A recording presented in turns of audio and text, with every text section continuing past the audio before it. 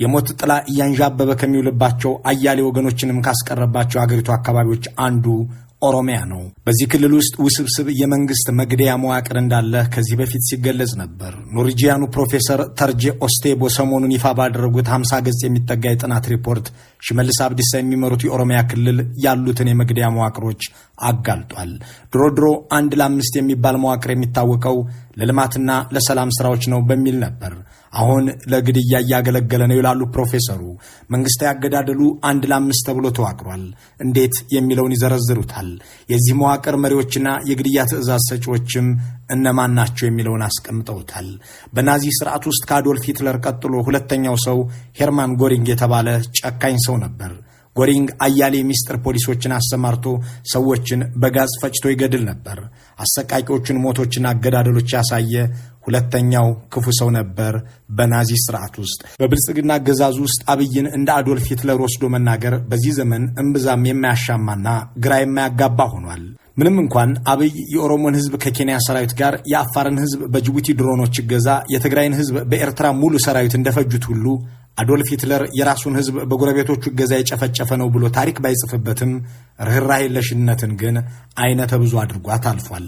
አብይ አህመድ የሚመሩት የግድያና የጦርነት መዋቅር በጋዝ ቻምበር ውስጥ ሰዎችን ስለመፍጨቱ እስካሁን ባይነገርለትም ልክ እንደ ናዚ ህዝብን በማንነቱ ለይቶ እያሰረ እንደሚገድል፣ በእሳት እንደሚያቃጥል፣ በካራ እንደሚያርድ ግን ተረጋግጧል።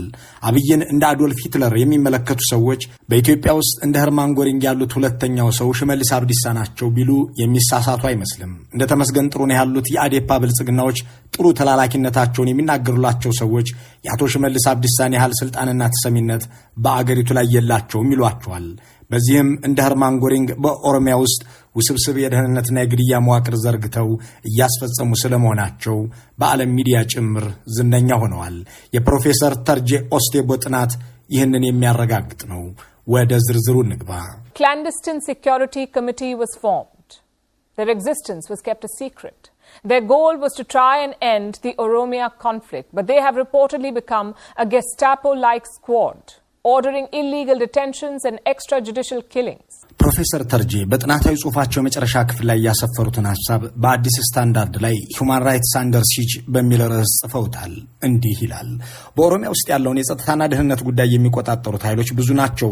ቡልቺንሳፊ ነገኛ አለ፣ ቡልቺንሳ ነገኛ፣ ማናማሩ ነገኛ፣ ኮሬ ነገኛ፣ ቡልቺንሳ ኦሮሚያ ወዘተ የተባሉ የጸጥታና ደህንነት መዋቅሮች አሉ። ቡልቺና ሳፊ ነገኛ በክልል ደረጃ ያለ መንግስታዊ የደህንነት መዋቅር ነው። ቡልቺንሳ ነገኛ በዞንና ወረዳ ላይ የተዘረጋ ሲሆን ማናማሪ ነገኛ ግን በሁሉም የአስተዳደር መዋቅሮች ላይ ያለ ነው። የነዚህ ሁሉ ዓላማ ጸረ ሰላም ባሏቸው ኃይሎች ላይ እርምጃ መውሰድ ነው። ከነዚህ ጎን ለጎን ደግሞ አንድ ጉደኛ መዋቅር አለ። ስሙም ኮሬ ነገኛ ይባላል። እስከታች የዘረጋው መዋቅር ግን አይታወቅም።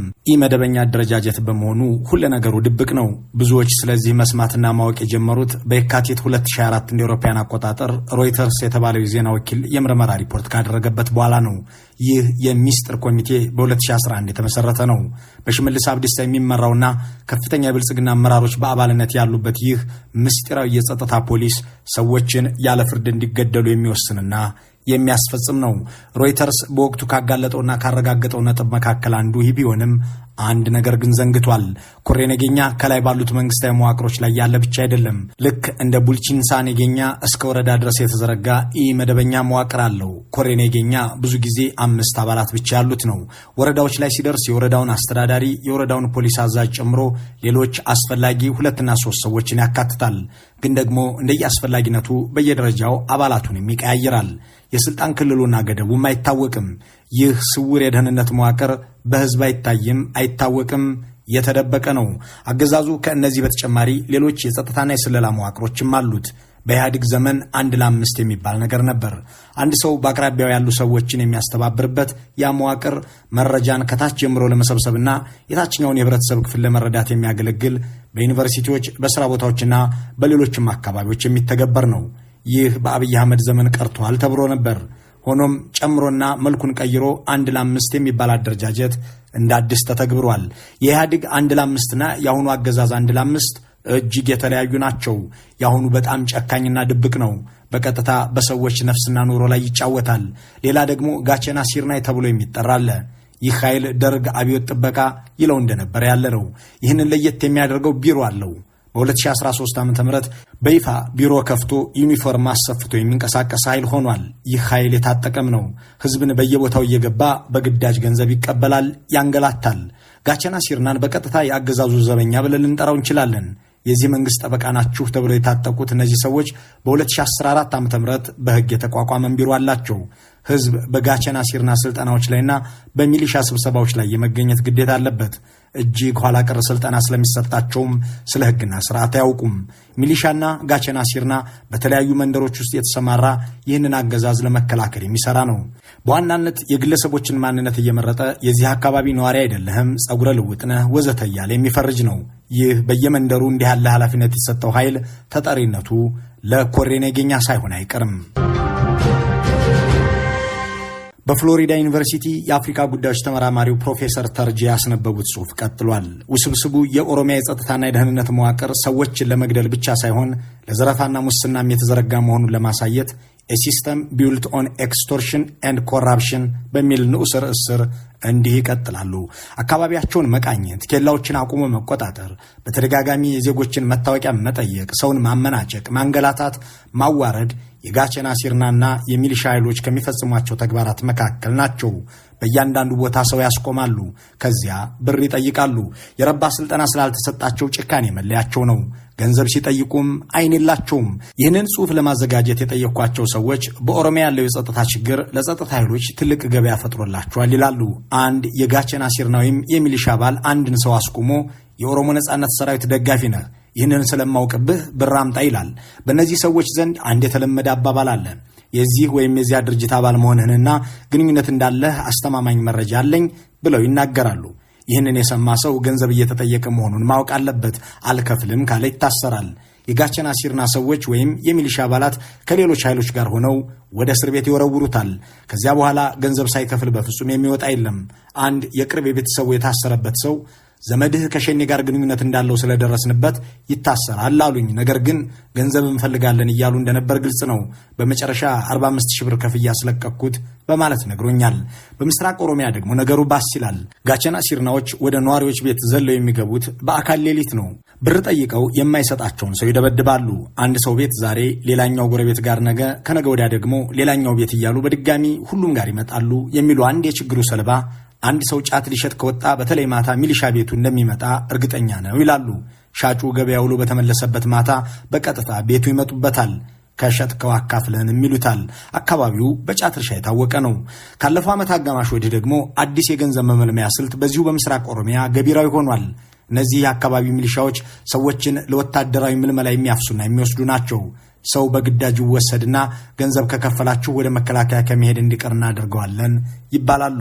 ልጆቻቸውን ከአስገዳጅ ወታደራዊ አፈሳ ለመታደግ ከ100,000 እስከ 500,000 ብር የከፈሉ ሰዎች በቅርቡ ለሚዲያዎች ተናግረዋል። መንግስታዊው የሰብአዊ መብቶች ኮሚሽንም ከ11 ዓመት ሕፃን ጀምሮ ታዳጊዎች ለውትድርና እየተመለመሉ መሆኑን አጋልጧል። ዞኖችና ወረዳዎች የሚያቀርቡትን የወታደር ምልምል ብዛት በኮታ ተቀብለዋል። ኮታውን መሙላት ስለማይቻል የአካባቢው መስተዳድሮች አፈሳ እንዲካሄድ አዘዋል። የሚሊሻው መብዛትና የጋቸና ሲርናው መንጋጋት የኦሮሚያን ሕይወት ከባድ አድርጎታል።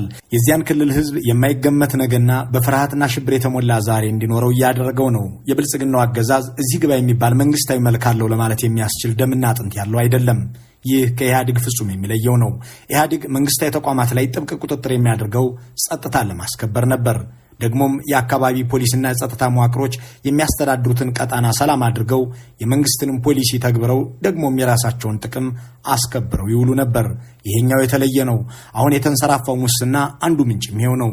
ደርግና ኢህአዴግ ሙስና ለመከላከል ብዙ መዋለ ንዋይ መድበዋል። የጸረ ሙስና ተግባራትን ለመከላከል ስርዓት አበጅተውም ነበር። የአሁኑ አገዛዝ ግን ሙስናን ተቋማዊና አገራዊ መልክ እንደሰጠው ጉዳዩን የተከታተሉ አጥኞች እየገለጹ ናቸው። ከ2010 ወዲህ በአገሪቱ ካሉ ቁልፍ ችግሮች አንዱ ሙስና ነው። ትራንስፓረንሲ ኢንተርናሽናል ከ180 ሀገራት መካከል ኢትዮጵያን 80ኛዋ ሙሰኛ ሀገር ብሎ መዝግቧታል። ይህ ሙስና የህዝቡን ማህበራዊ ኢኮኖሚያዊ ልማትም ሆነ አስተዳደር ሁኔታውን ጎድቶታል። ሙስና በኦሮሚያ ውስጥ አንዱ መንግስታዊ አካልና የሥራ ክፍል ሆኗል። ጉቦ ሳይከፈል አንድም መንግስታዊ አገልግሎት የማይገኝበት ደረጃ ላይ ተደርሷል። አንድ ብር አልሰርቅም። አንድ ብር ከዚህ ምስኪን ህዝብ እኛ አንሰርቅም። አንድ ብር አልሰርቅም። ሰርቄ ደግሞ አልፈልግም። እንደምታውቀው አልሰርቅም። ፕሮፌሰር ተርጄ ኦስቴቦ በተለይም በኦሮሞ ፖለቲካ ላይ ብዙ ከጻፉ የምዕራቡ ዓለም ምሁራን አንዱ ናቸው። በሃይማኖትና ፖለቲካ ላይ ስለ ባሌ አመጽ ወዘተ መጽሐፎችና መጣጥፎችን አስነብበዋል።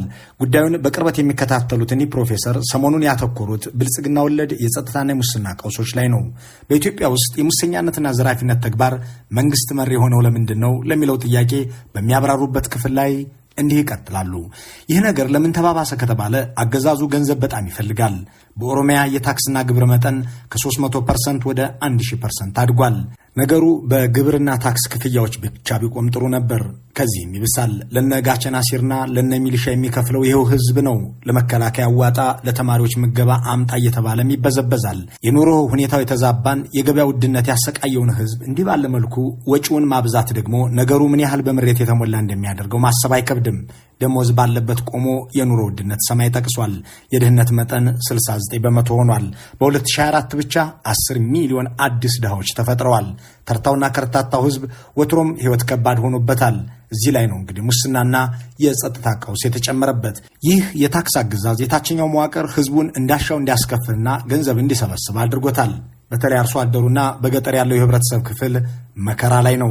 አንድ አስተያየት ሰጪ ህግም የሚባል ነገር የለም፣ ገጠርም ያለው ስርዓት አልበኝነት ነው፣ ማንም ሰው ተነስቶ የፈለገውን ማድረግና መጠየቅ ይችላል በማለት ሁኔታውን ገልጸውታል። እዚህ ጋር አንድ ነጥብ ማስቀመጥ ያስፈልጋል። ሚሊሻዎችና መስተዳድሮች ህዝቡን ገንዘብ የሚነጥቁት ለመክበርና ሀብት ለማካበት ብለው አይደለም። ይልቁንም ህይወታቸውን ለማቆየትና ቤተሰባቸውን ለማትረፍ ነው። የኑሮ ውድነቱ በሁሉም የህብረተሰብ ክፍል ላይ በትሩን አሳርፏል። ሚሊሻዎች ወይ ትንሽ ብር ነው ደሞዝ ተብሎ የሚሰጣቸው አሊያም በነፃ ነው የሚሰማሩት።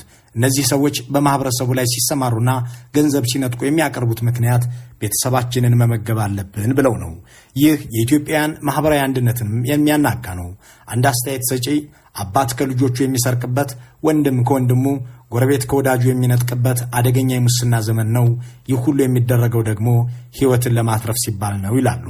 ይህ ህገወጥነት በቀጠለበት በዚህ ወቅት ደግሞ የኮሪደር ልማት ተብሎ በ10 ሺህ የሚቆጠር ህዝብ ቤቱን ሲያጣና ሲፈናቀል በአጭር ማስታወቂያና በከባባድ ማስጠንቀቂያ ሰፈሩን እንዲለቅ ሲደረግ እዚህ ግባ የሚባል ተቃውሞ ድምፅ እንኳን አይሰማም።